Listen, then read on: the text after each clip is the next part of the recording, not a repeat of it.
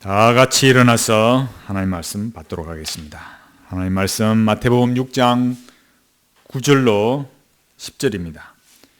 마태복음 6장 9절로 10절. 그러므로 너희는 이렇게 기도하라. 하늘에 계신 우리 아버지여, 이름이 거룩히 여김을 받으시오며 나라가 임하시오며 뜻이 하늘에서 이루어진 것 같이 땅에서도 이루어지이다. 아멘. 예수님의 산상설교 113번째 시간입니다. 오늘은 뜻이 하늘에서 이룬 것 같이에 대해서 6번째로 살펴보려고 합니다. 오늘 설교는 하나님의 뜻을 인내하며 순종하는 성도의 삶에 대해서 살펴보도록 하겠습니다. 우리가 지난 시간까지 계속 이렇게 살펴본 것처럼 참고 인내하면서 하나님의 뜻을 순종하는 것을 수동적인 순종이라 합니다. 우리는 하나님의 계명에 계시하여 주신 그대로 하나님의 뜻을 행할 뿐만 아니라 우리의 현실의 어려움과 또 남다른 고난이 있음에도 불구하고 하나님의 뜻이 우리에게 이루어지도록 참을성 있게 순응해야 할 때도 있습니다. 우리는 언제나 우리 마음먹은 대로 인생이 되어지기를 바라는 것이 아니라 하나님께서 우리를 주장하셔서 하나님의 뜻대로 이루어지기를 기도해야 합니다. 그것은 우리가 인생사를 이해하고 살아가는 그 여러 날들 동안 재미가 날 때도 있지만 많은 경우에는 이해가 되지도 않고 삶이 힘들고 또 고통스러운 시간들이 있다는 것을 알기 때문입니다. 사람을 만나고 또 직장을 다니고 사업을 하는 모든 일들이 우리의 생각과 계획을 벗어날 때가 많습니다. 하나님 앞에 신실한 성도는 어떤 불행한 일을 만날지라도 하나님 앞에 엎드리고 또 하나님의 뜻대로 이루어 달라고 기도해야 합니다. 우리는 저 스토아 철학자들처럼 운명에 순응하고 명상을 하는 자들이 아닙니다. 지난 시간에 조금 말했지만 스토아 철학이라고 해서 저 옛날에만 유행했던 그런 일들이라고 이렇게 많은 사람이 생각하지만 지금도 이 스토아 철학은 인기가 높습니다. 인간은 이성적이기를 바라고 또 소위 요즘 말로 하자면 과학적이기를 바라기 때문입니다. 이렇게 많은 사람들이 책을 많이 읽는 빅터 프랭클의 의미치료, 또 엘버트 앨리스의 합리적 정서치료, REBT라 해서 조그만 상담을 하면 아는데, 또 이런 것들이나 또 아론 벡의 인지치료, 이런 상담의 그런 기초도 스토아 철학을 가지고 있습니다. 스토아주의자들이 믿는 신이라는 것은 이 우주에 내재하는 물질적인 신입니다. 이 스토아 철학의 중심 사상은 오이케이오시스입니다. 오이케이오시스 이론이라 하는데 우리가 계속 전에도 살펴봤던 스피노자가 말하는 코나투스와 같은 것입니다. 코나투스라는 것은 이런 오이케이오시스나 코나투스 같은 것은 인간의 본성 안에, 인간 안에 어떤 주어진 성향이 있어서 외부의 도움이 없이도 인간 스스로 도덕적인 사람이 될 수 있다. 그렇게 말하는 겁니다. 인간 안에 자기 보존의 욕구가 있다. 이렇게 말합니다. 그래서 좀 쉽게 우리가 이해를 하자면 자기애를 말합니다. 오이케이오시스는 자기화 이론이다. 조금 이렇게 철학적인 말로 그렇게 할 수 있습니다. 그래서 각각의 이런 동물은 자기 보존에 이로운 것에 끌리고 아끼고 반대로 해로운 것은 물러나고 도망가고 혐오한다. 그런 인간에게 동물에게도 그런 본성이 있다. 이렇게 보는 거예요. 이런 말에서 알 수 있듯이 이런 스토아 철학이 말하는 것은 인생의 인생의 어떤 노예가 아니다. 인간이 어떤 누구의 노예가 아니라 주인으로 살아야 한다. 이런 것들을 주장하고 말합니다. 그러면 어떻게 인생의 주인이 되느냐라고 했을 때 인간이 고통을 겪고 이렇게 고통을 겪고 막 힘들어할 때 운명을 거부하지 않고 운명을 긍정하고 사랑하고 살아야, 그렇게 하면 인생의 주인이 된다, 그렇게 봤어요. 니체는 이것을 운명의 아모르 파티다 이렇게 말했어요. 이 운명애가 오이케이오시스, 곧 자기애를 말합니다. 결국 세상에 아무리 고달파도 성질내지 말고 자기 마음대로 이렇게 살아가면 된다. 그게 행복이고 도덕이다, 이렇게 보는 거예요. 그래서 윤리적인 규범을 외부에서 가져오는 것이 아니라 자아의 내면에서 끌어낸다, 이렇게 말해요. 이것을 좀 더 어려운 말로 전용이다, 자기 것으로 삼는다, 전용한다, 이렇게 말합니다. 좀 더 우리가 그런 근원적인 면을 보면 플라톤이나 아리스토텔레스는 인간에게 어떤 보편적인 윤리적 규범이 있고 그 규범을 잘 지키면 윤리적이다, 이렇게 봤어요. 그러나 스토아주의자들은 인간에게 규범대로 살아가라고, 그러니까 그런 보편적으로 있다고 생각하는, 우리가 어느 사람이나 볼 때에 가지고 있는 그런 보편적인 규범대로 가라고 강요하지 마라. 그냥 각자에게는 각자의 운명이 있으니까 개인의 윤리는 외부에서 국가나 타인이 나한테 뭐라 하는 게 아니라 내 안에, 그건 자아의 내면에 있으니까 자기 스스로 운명을 찾고 나를 끝까지 밀고 나가면 된다, 이렇게 말했어요. 이거를 동양식으로 말하자면 이런 스토아주의 철학자들, 스토아주의로 살아가는 사람들은 장자 스타일이에요. 그 플라톤이나 아리스토텔레스는 공자나 맹자 스타일이에요. 이런 보편적인 규범이 있다, 사회에는 이런 소위 말해서 예의 범절이 있다, 이렇게 보는 거죠. 누가 봐도 이런 예의 범절대로 살아야지, 이렇게 말하는 것은 이런 아리스토텔레스나 플라톤이나 공자나 맹자 스타일이지만, 스토아주의자들은 내가 가는 길이 곧 길이다, 그게 장자거든요. 누가 나한테 뭐라 하지 말라는 거예요. 내가 가고 싶은 길로 가면 그게 내 길이다, my way이다, 그렇게 살면 되는 인생이 그런 거지, 왜 굳이 내가 다른 사람이 살아간 길을 가야 되느냐, 그렇게 말하는 거예요. 그게 요즘 좀 장자 스타일인데 요즘 말로 하자면 실존주의자로 살아가는 거예요. 실존주의자라는 게 뭐라 했습니까? 내 좋을 대로 사는 거.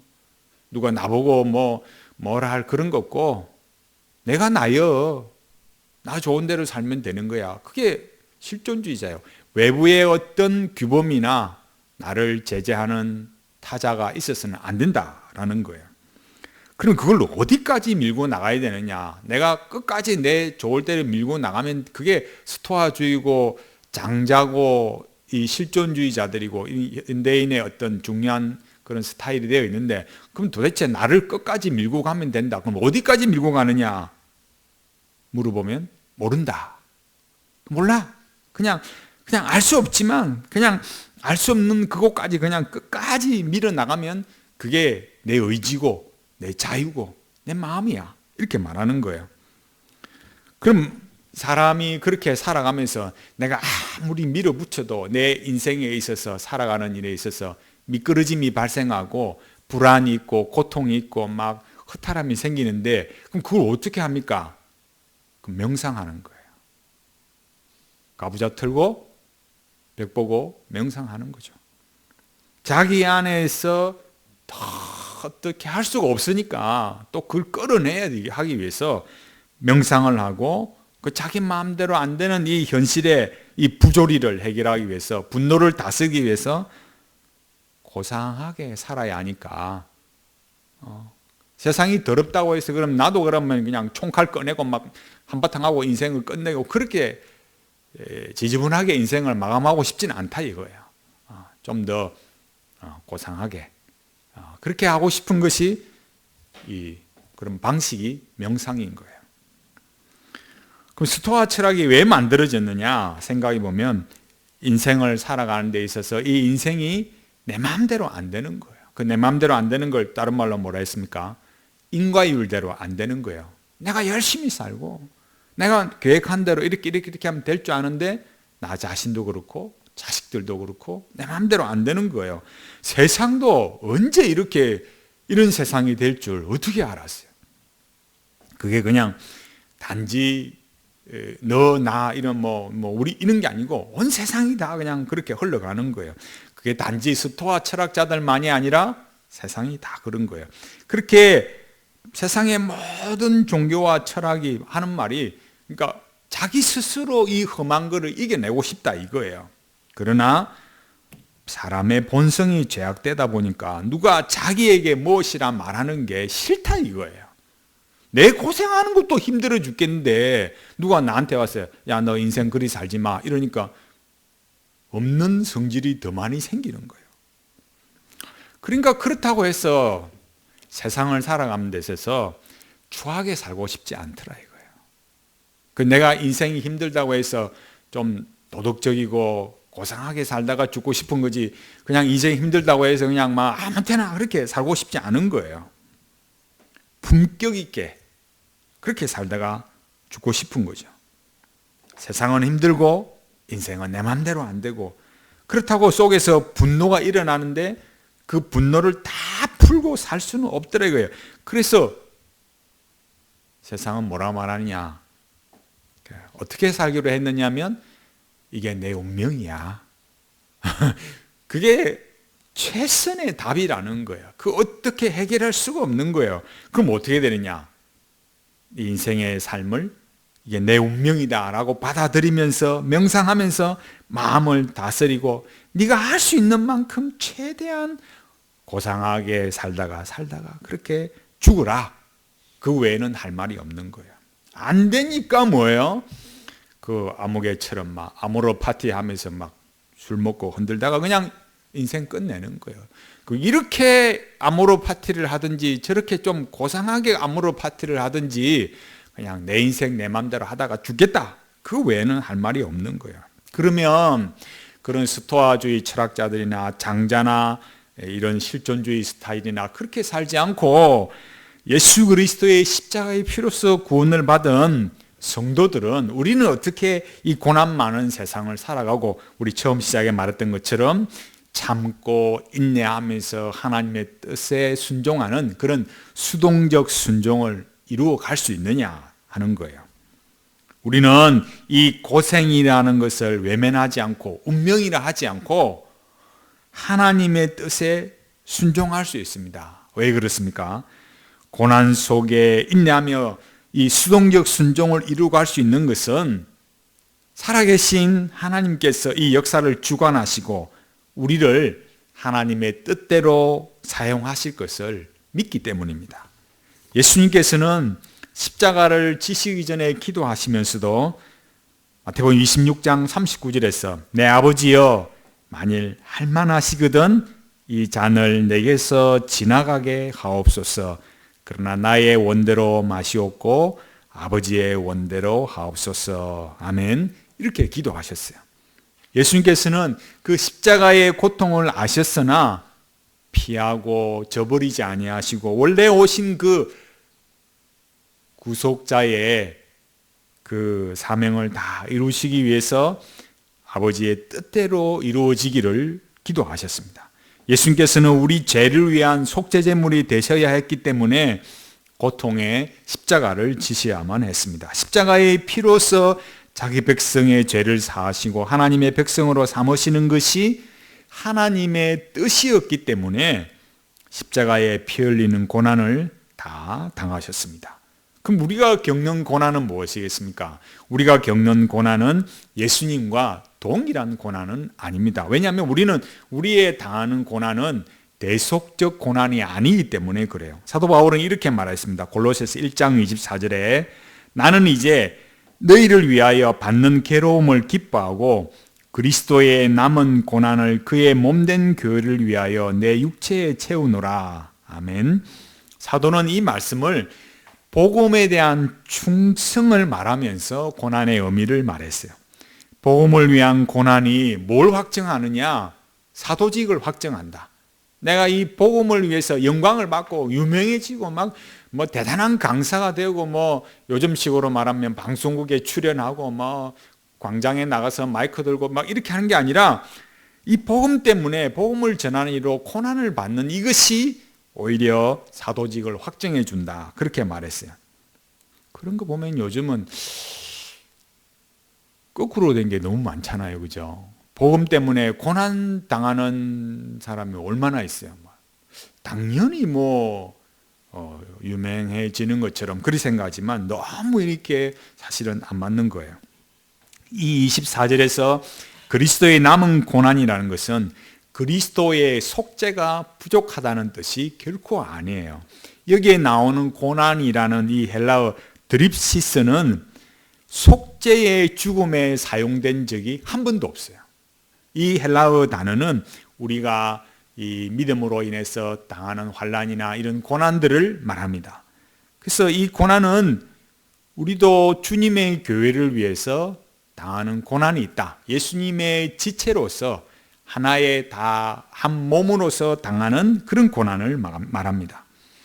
복음을 위한 고난이 없이는 사도직을 감당할 수 없다. 이 말을 하고 싶은 거예요. 사도 바울은 주를 믿는 이 성도의 고난에 대한 태도가 세상과 다르다라는 것을 말해주고 있습니다. 이게 무슨 말이겠습니까? 얼마나 성공했느냐로 사도직을 말할 수 없다 이거예요.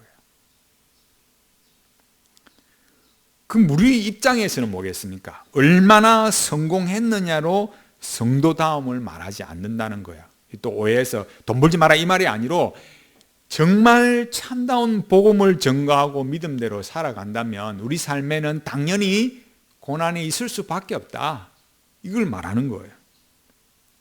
그렇다고 괜히 고생만 하고 살다가 죽으라는 그런 뜻이 아닙니다. 그러니까 성공이냐 실패냐 이런 잣대로 우리의 이런 성도됨, 사도 바울로 말하면 사도됨이고 우리로 말하면 성도다운 거, 그걸 말하는 게 아니고 사도 바울이 말하는 핵심은 우리가 얼마나 주를 위해 살아가고 있으며 그로 인해서 우리가 얼마나 고난을 겪고 있느냐 이걸로 판단해야 된다라는 거예요.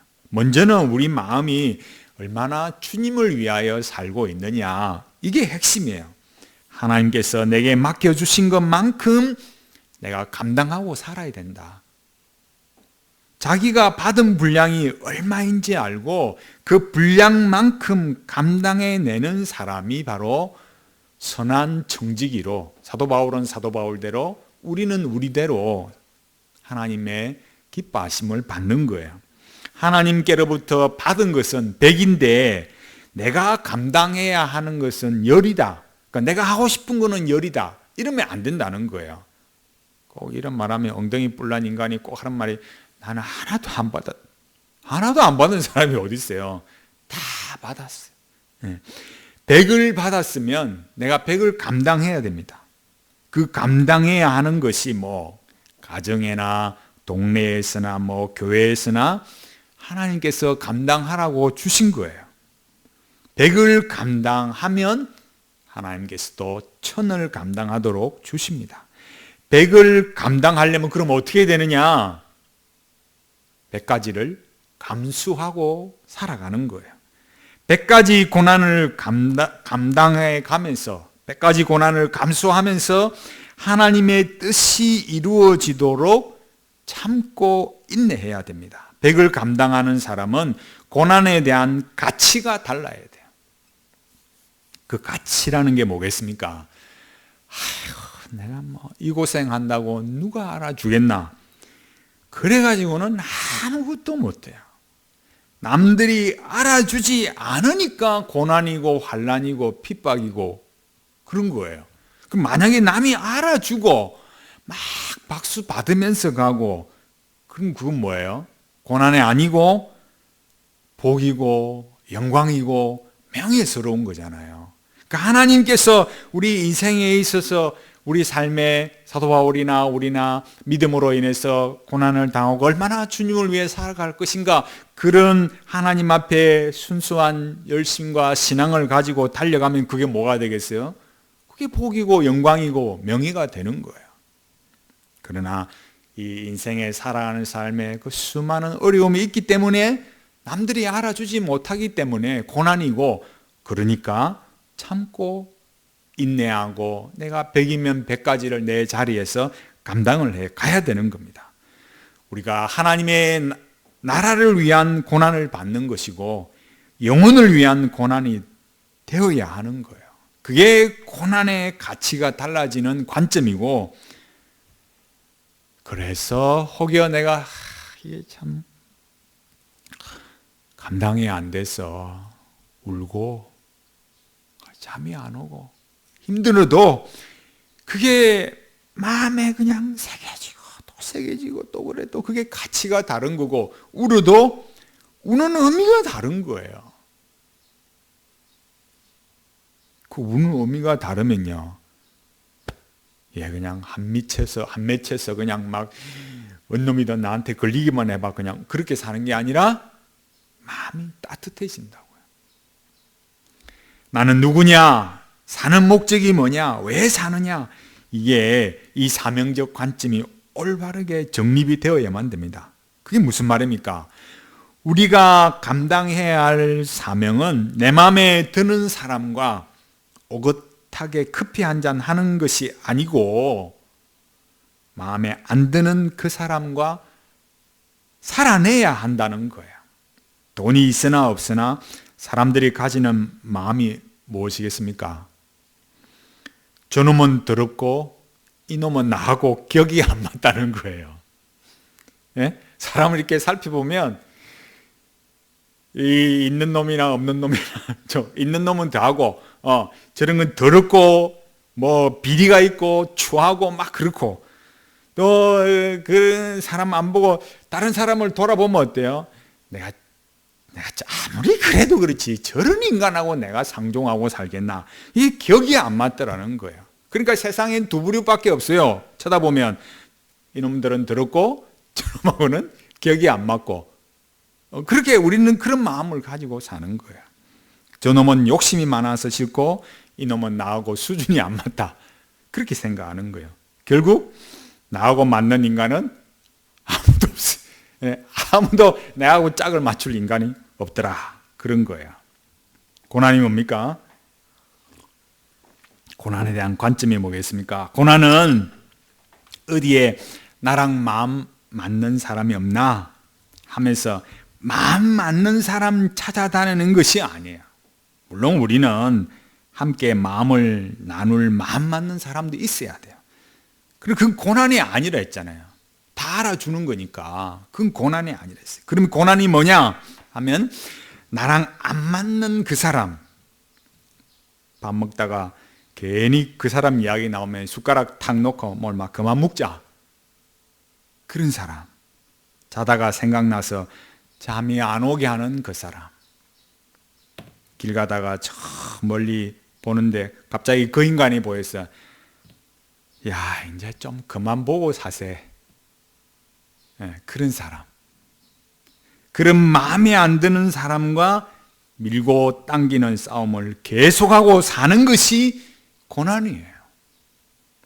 그 인간 때문에 눈물 흘리고, 그 인간 때문에 슬퍼하고, 그 인간 때문에 속이 쓰리고 아픈 것이 고난이에요. 세상 살면서 아무 일 없었으면 좋겠다, 그걸 기도라고 하고 있다. 잘못된 거예요. 아무 일 없기를 바라는 건 뭐예요? 밥값 안 하고 살겠다는 거예요. 그렇잖아요. 아침에 출근했는데 아무 일 안 하고 가만히 있으면, 아무 일 하고 가만히 있는데 나중에 월급날 돼가지고 월급 주세요. 그럼 월급 값도 안 했는데 누가 그래 하겠어요? 예수님을 믿는 성도라면서 기도를 하는데 하나님 아무 일도 없게 해주세요. 그럼 뭐 하는 거예요 그럼? 다른 사람은 그럼 다 고난당하고 어려움 있고 믿음으로 살기 위해서 막 분투하고 살아가는데 나만 오롯이 그냥 이렇게 고상하게 그게 되나요? 아무 일 없기를 바라는 것은 욕심대로 살겠다는 거예요. 아무 일 없기를 바라는 것은 자기 짐을 안 지고 살겠다는 거고, 그냥 생각 없이 살겠다는 거예요. 그러면 우리는 예수 믿는 사람으로서 어떻게 밥값하고 살겠습니까? 우리는요, 밥값만 하고 사는 게 아니라, 그런 정도가 아니라 은혜 값을 하고 사는 존재예요. 밥값을 하고 은혜값을 하고 살려면 어떻게 해야 되겠습니까? 하나님께서 내게 맡겨주신 그런 영혼들을 사랑하는 거예요. 사랑하니까 싸우는 거죠. 그때 사랑하는데 그 싸우는 게 그 사랑하는 지혜가 있고 싸우는 요령이 있어야 하는 거예요. 하나님의 뜻에 참고 순종한다는 것은 그 입 다물고 그냥 조용히 살다가 죽으라는 그런 뜻이 아니고 그냥 그렇다고 큰 소리만 치라고 그렇게 막 우기라고 그렇게 그게 잘 사는 것도 아니에요. 언제 입을 다물어야 될지, 언제 큰 소리 치고 언제 그냥 죽고 못 살 듯이 한번 싸워야 되는 건지 그 때를 잘 지혜롭게 알아가야 돼요. 그렇게 우리 각자에게 주신 자리에서 하나님의 뜻대로 인내하고 순종하기 위해서는 우리의 영혼은 언제나 하나님의 처분에 맡기는 것을 만족하고 하나님의 손길을 인정해야 됩니다. 그런 신앙의 인물이 누구겠습니까? 욥입니다. 욥은 자기 인생에 닥친 고난에 대해서 우연이다 생각하지 않았습니다. 욥기 1장 21절 가로되 내가 모태에서 적신이 나왔은즉 또한 적신이 그리로 돌아가올지라 주신 자도 여호와시요 취하신 자도 여호와시오니 여호와의 이름이 찬송을 받을지니다 하고 아멘. 5장 6절에서 재앙은 티끌에서 일어나는 것이 아니요 고난은 흙에서 나는 것이 아니라 아멘. 이렇게 고백했어요. 욥은 스바 사람이나 갈대아인들을 원망하지도 않았고 하늘에서 떨어진 불을 탓하지도 않았어요. 욥은 자기 눈앞에 펼쳐진 그 현상들 너머의 것들을 바라봤어요. 그 너머를 바라본 게 뭐겠습니까? 이 현상은 제1원인이 아니라는 거예요. 현상은 제2원인입니다. 제1원인은 뭡니까? 하나님이시다. 이런 내 인생에 참 말할 수 없는 일을 당했지만 이 일 뒤에는 하나님의 일하심이 있다. 하나님께서 계시고 하나님의 일하심이 있다. 그걸 봤어요. 그래서 욥은 여호와께서 이 모든 일을 주관하신다는 사실을 믿고 하나님의 손길을 인정하며 살았어요. 하나님의 손길을 인정한다는 것이 우리에게 어떻게 다가오겠습니까? 우리는 하나님은 거룩하시고 의로우시다. 성경은 그렇게 고백해요. 하나님이 인생에게 행하시는 일들을 내가 믿음으로 그거를 하나님의 섭리 속에서 받아들일 때 우리의 이 마음의 고백을 어떻게 성경이 말했냐면 하나님은 거룩하시고 의로우시다. 이렇게 고백했어요. 그냥 억지로 마지못해서 그렇게 살아가는 것도 아니고 하나님의 살아계심과 섭리하심을 믿고 또 경험하고 그로 인해서 하나님의 거룩하심과 의로우심을 더 알아갔어요. 그 악인이 형벌을 당하는 것도 또 의인이 고난을 당하는 것도 그런 것들을 이렇게 다 보면서 악인도 그런 형벌을 당하고 의인이라고 해서 그런 또 고난 속에 살아가는데 그 속에서 뭘 보느냐? 똑같이 인생의 어려움을 당하고 죄인은 죄를 지어서 형벌을 받고 믿음으로 살아간다고 하고 바르게 살아가려고 애쓰는 사람도 인생의 어려움을 당하는 걸 보면서 인생이 뭘 봐야 되느냐? 하나님은 거룩하시더라. 하나님께서는 의로우시더라. 그걸 경험해 간다 이거예요. 그러니 주를 믿는 우리가 어떤 어려움을 만날지라도 믿는 성도가 보는 건 뭐냐? 저 스토아주의자들처럼 뭐예요? 이게 운명이야. 그 운명이라 생각하니까 자세가 뭐예요? 내가 그냥 내 인생을 내가 한번 밀어붙일 대로 끝까지 밀어붙이고 가보자. 나한테 걸리는 놈들은 알아서 해. 이렇게 살아간 게 아니고 하나님은 거룩하십니다. 하나님은 어려우십니다. 그 하나님의 거룩함과 어려우심을 배우고 그 고백을 하고 살더라는 거예요. 단순히 오늘 그냥 살만하고 인생의 보람을 느끼는 그런 정도가 아니라는 거예요. 그러니까 하나님은 어려우시다, 거룩하시다라는 것은 우리 이 인생에 한계를 넘어서 하나님의 그 무한하신 거룩함과 의로우심을 경험하고 살아간다는 거예요. 이렇게 설교를 들으면서 그게 그렇게 중요합니까? 이런 생각을 해서는 안 됩니다.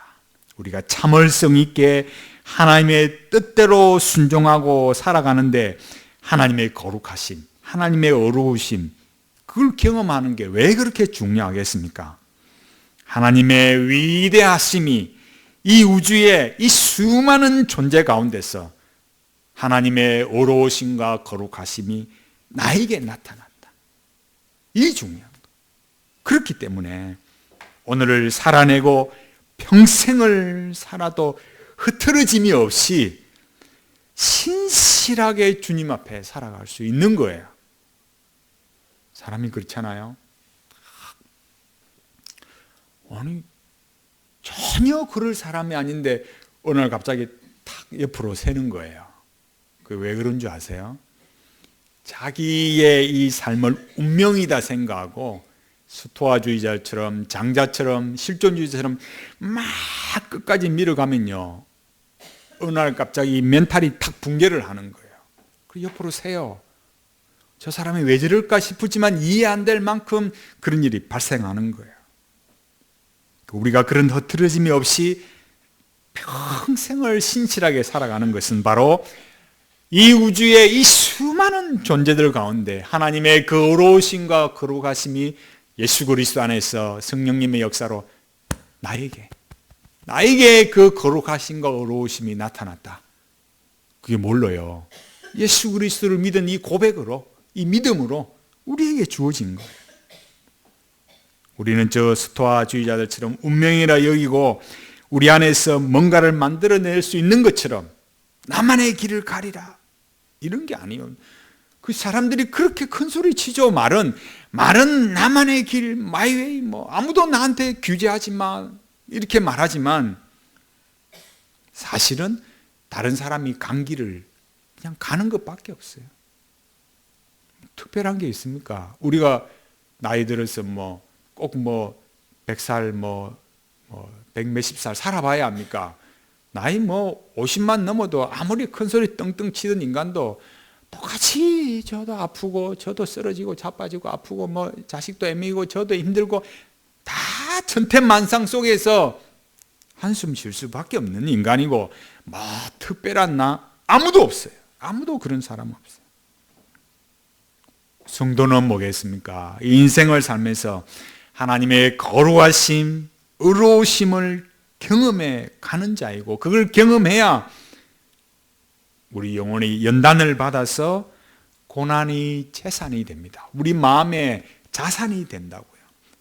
하나님께서 우리를 어떻게 훈련을 시키신다고 할지라도 침착한 마음으로 훈련에 임하고 그 고난 속에 있을 때 하나님의 뜻을 배워서 마음의 자산으로 만들어 갈 수 있습니다. 누가 그 고난 속에서 하나님의 뜻을 배우겠습니까? 주 예수 그리스도를 구주로 믿고 고백하고 언약에 충성하는 자가 하나님의 뜻을 배웁니다. 언약에 충성한다는 것은 하나님을 예배하고 언약의 현재화를 이루어 가는 것입니다.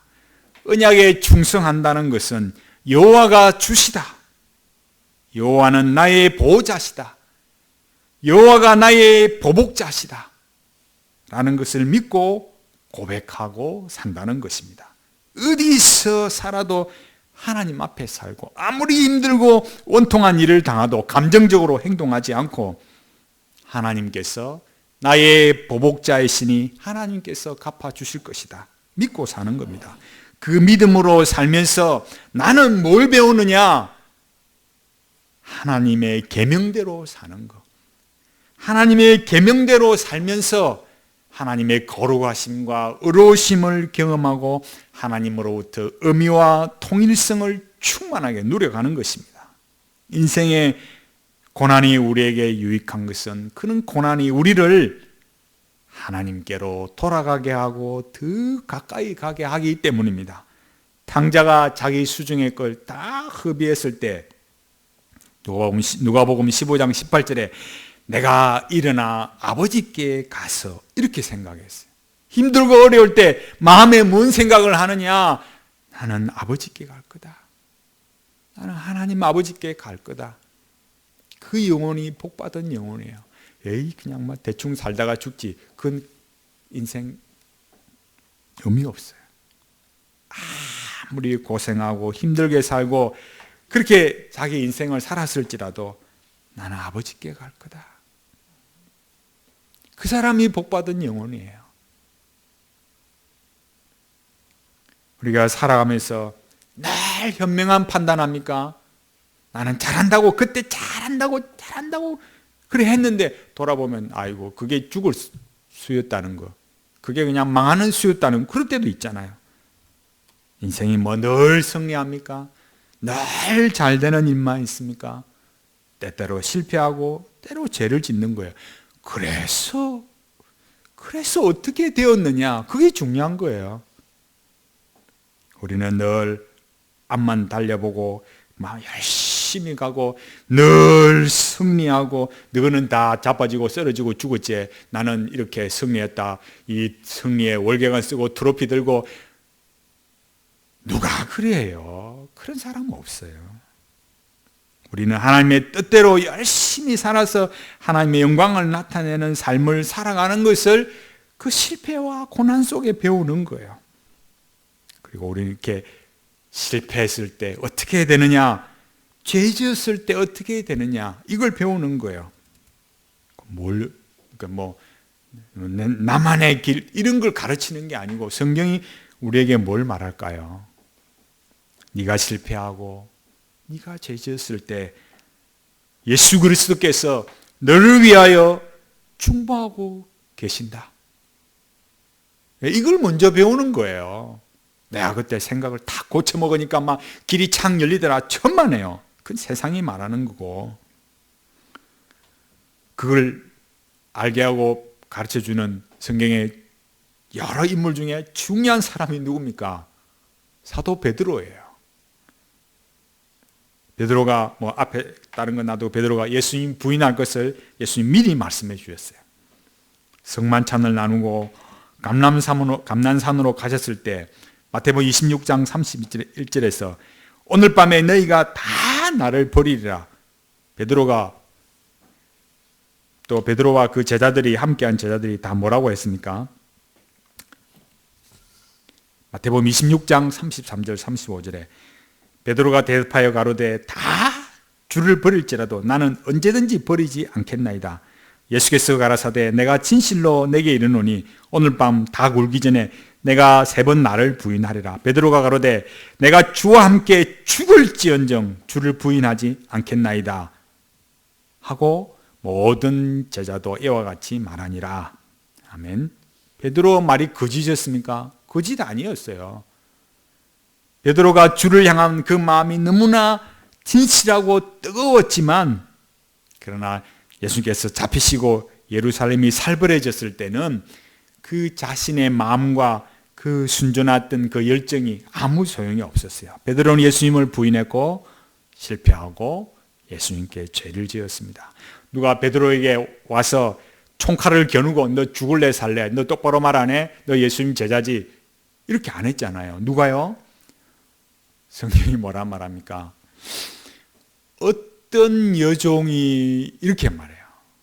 어떤 여종이 와서 너도 갈릴리 예수와 함께 있었도다 그렇게 말했을 뿐이에요. 그런데도 성경이 뭐라냐면은 저주하면서 맹세하면서 나는 그 사람을 알지 못하노라 이렇게 말했어요. 베드로는요 한순간에 무너졌어요. 그래서 어떻게 했습니까? 마태복음 26장 75절에 이에 베드로가 예수의 말씀에 닭 울기 전에 네가 3번 나를 부인하리라 하심이 생각나서 밖에 나가서 심히 통곡하니라. 울었어요.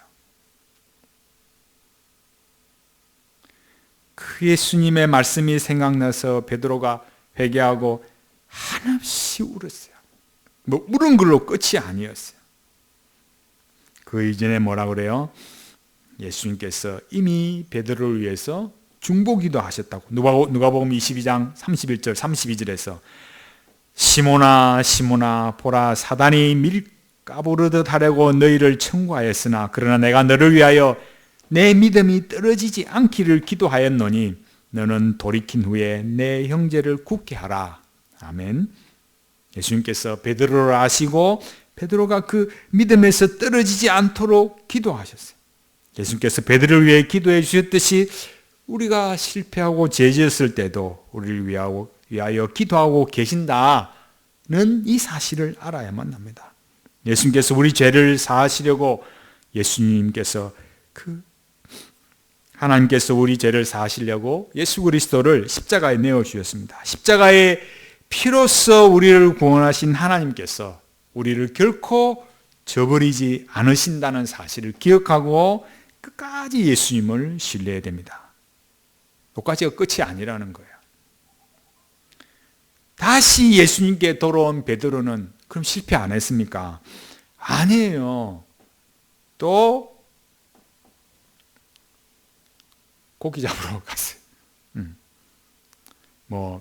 다른 제자들은 다 주랭랑 쳤는데 사도 베드로 혼자 저 예루살렘 성전 앞에서 예수님께서 십자가에 죽으시고 부활하셨다.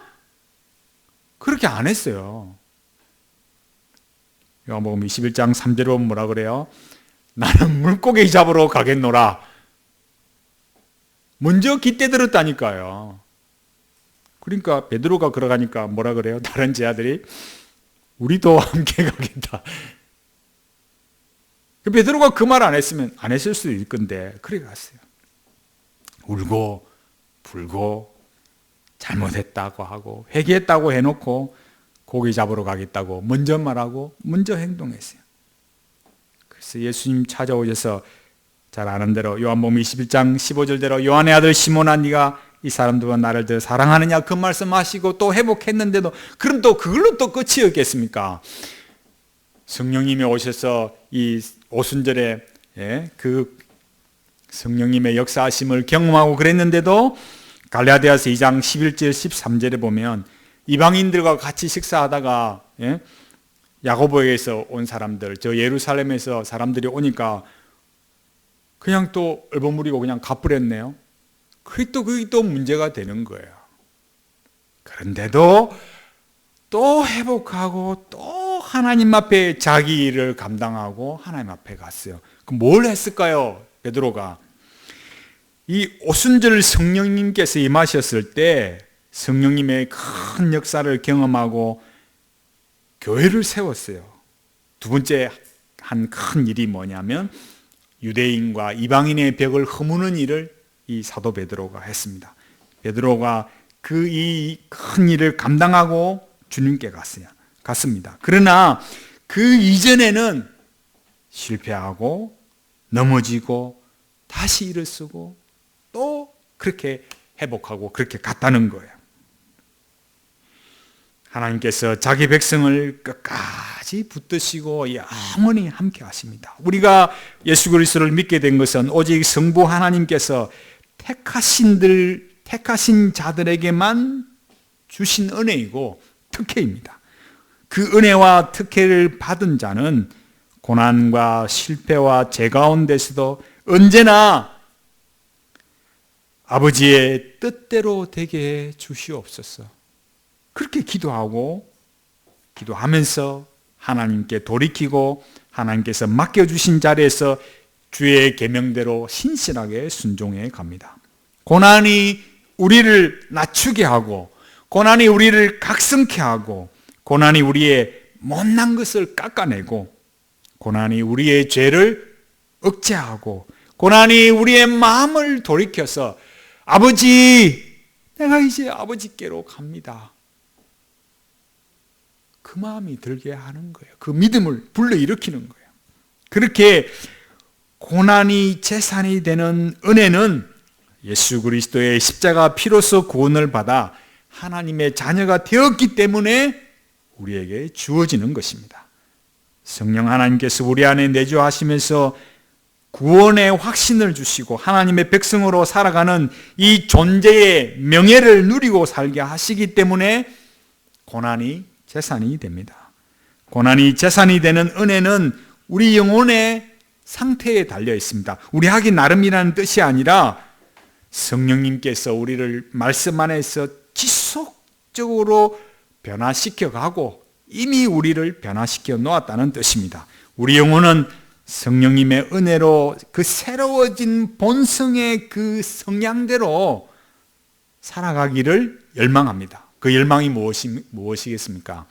우리 영혼은 하나님의 은혜로 새로워지기를 원하고, 우리 영혼은 하나님의 은혜의 그 탁월함으로 거룩해지기를 소망합니다. 우리 영혼은 하나님의 은혜로 하나님의 나라의 그 영광에 참여하기를 열망합니다. 갈망합니다.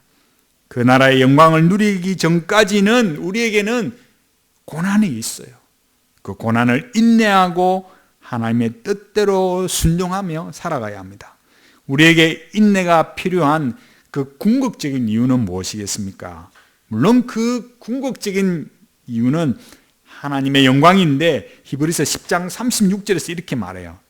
너희에게 인내가 필요함은 너희가 하나님의 뜻을 행한 후에 약속을 받기 위함이라.